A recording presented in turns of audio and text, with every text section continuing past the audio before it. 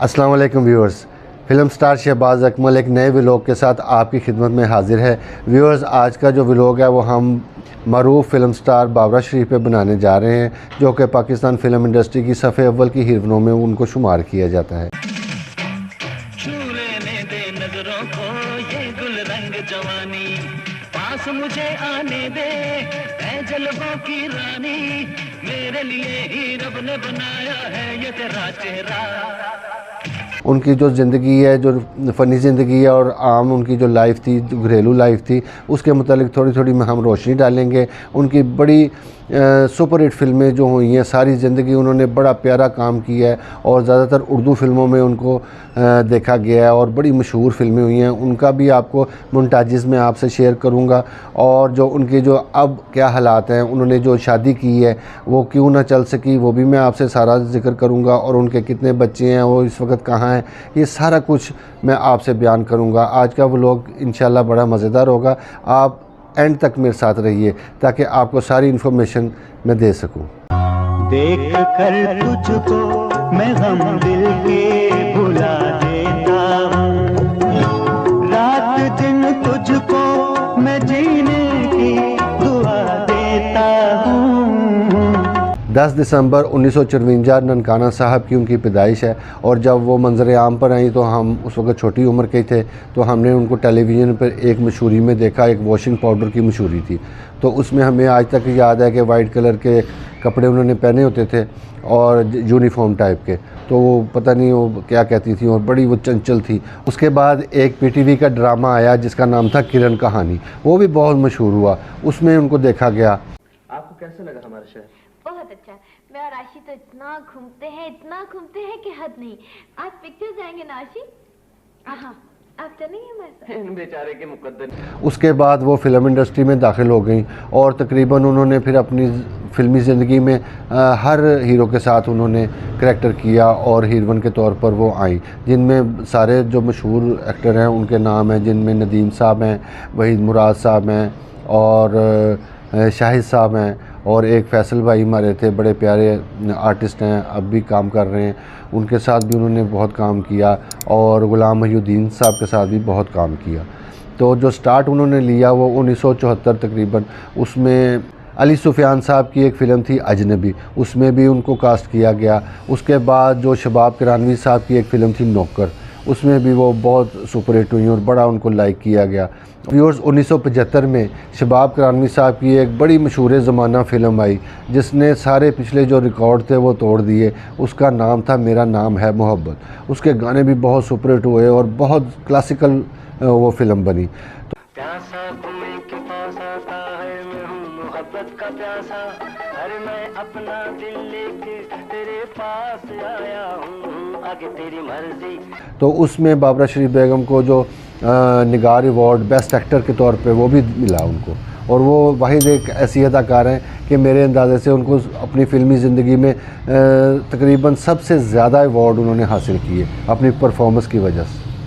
1976 में उनकी 5 फ़िल्में तकरीबन आई और बड़ी सुपर हिट हुई। उनमें सबसे पहले जो फ़िल्म थी वो परवेज़ मलिक साहब की थी, उसका फ़िल्म का नाम था तलाश। उसके बाद शबाब किरानवी साहब की एक फ़िल्म दीवार है, वो भी बड़ी ज़बरदस्त फ़िल्म थी। उसके बाद अली सुफियान अफाकी साहब है, उनकी एक फ़िल्म आई आग और आंसू।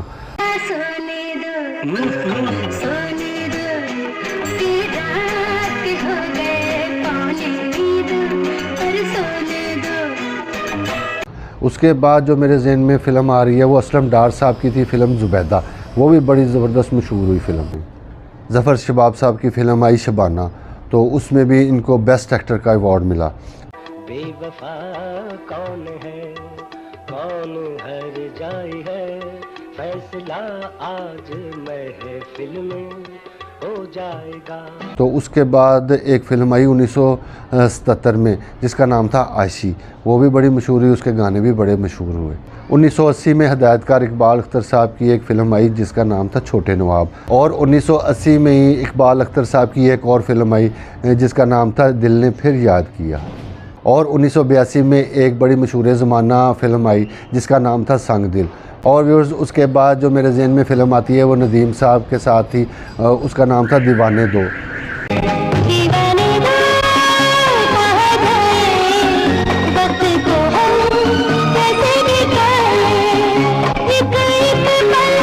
जो हमारे जहन में एक फ़िल्म आ रही है वो बाबरा शरीफ बेगम की एक समझ लें ट्रेंड चेंज फिल्में थी जिसका नाम था मिस कोलंबो।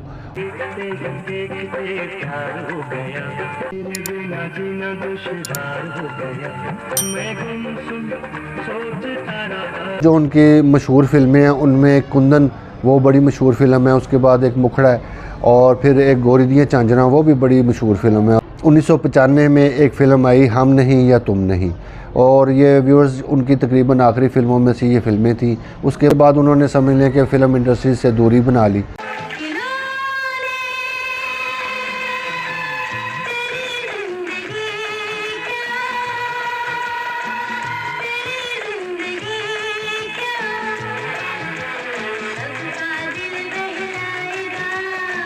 मैं ये एक बात आपसे शेयर करना चाहता हूँ कि जब वो पाकिस्तान फिल्म इंडस्ट्री में दाखिल हुई और जो हमारी पहले से हीरोइनें मौजूद थी उन्होंने मुखालफत भी की अंदरूनी खाने में कि भाई इसका तो कादी नहीं है, ये कैसे चलेगी, ये होगा वो होगा।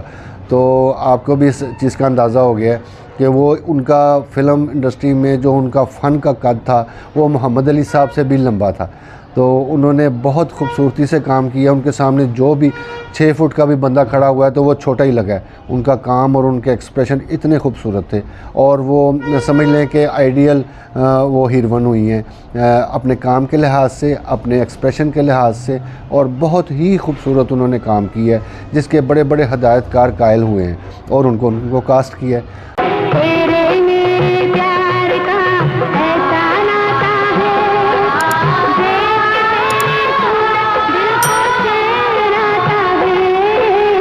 तो व्यूअर्स उनकी जो आम लाइफ है, जो निजी ज़िंदगी है, वो मैं आपसे ये शेयर करना चाहता हूँ कि उनकी जो शादी थी वो हमारे पाकिस्तान फिल्म इंडस्ट्री के बड़े मरूफ एक्टर शाहिद साहब, जिनको हम शाहिद भाई के नाम से भी जानते हैं और उनको बहुत प्यार करते हैं, वो हमारे भाइयों जैसे हैं, उनके साथ उनकी शादी कुछ थोड़ा अरसा कायम रही और पता नहीं उनकी कोई निजी वजूहात थी जिसकी वजह से वो शादी चल ना सकी और उनमें अलहदगी हो गई। उसके बाद जो बाबरा शरीफ बेगम ने कोई शादी वगैरह नहीं की।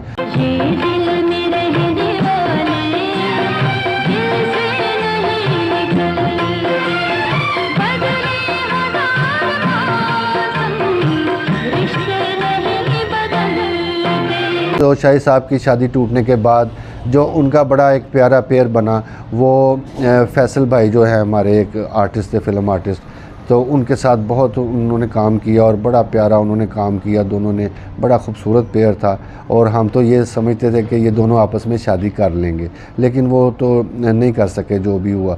तो अब तक भी उन्होंने जो अपनी लाइफ है बड़ी अच्छे तरीके से सेट की हुई है बाबरा बेगम ने, और अपना फिगर भी मेंटेन किया हुआ है और माशाल्लाह वो हसीन थी और आज भी वो हसीन है और बड़ी प्यारी ज़िंदगी गुजार रही हैं। जिंदगी गुजारो हैप्पी हैप्पी हैप्पी, अरे कहो मेरी यारो हैप्पी हैप्पी हैप्पी, हर शाम गुजारो happy happy happy happy happy happy. उनका एक घर पहले भी था, उसके बाद उन्होंने एक और भी नया घर बनाया है, तो फाइनेंशियली वो बड़ी सेट हैं और गाड़ियाँ वाड़ियाँ और हर चीज़ अल्लाह का एहसान है उन पे और बहुत करम है। तो जो अब उन्होंने घर बनाया है वो अपनी मर्ज़ी से बनाया है, उसका जो भी नक्शा तैयार किया अपनी मर्ज़ी से किया है और बिल्कुल घरेलू माहौल के हिसाब से वो अपनी ज़िंदगी गुजार रही हैं। अपना बड़ा लॉन वगैरह उन्होंने सेट किया हुआ है और गार्डनिंग वगैरह करती हैं और अपने अच्छे अच्छे दोस्त होते हैं उनसे, जो उनकी फ्रेंड्स हैं उनसे मिलती हैं भी हैं और बड़ी खुशो-खुर्रम ज़िंदगी गुजार रही हैं। तो व्यूअर्स इसके साथ ही मेरा आज का व्लॉग ख़त्म होता है, तो नेक्स्ट प्यारे से व्लॉग में जल्द मुलाकात होगी, तब तक के लिए अल्लाह हाफ़िज़।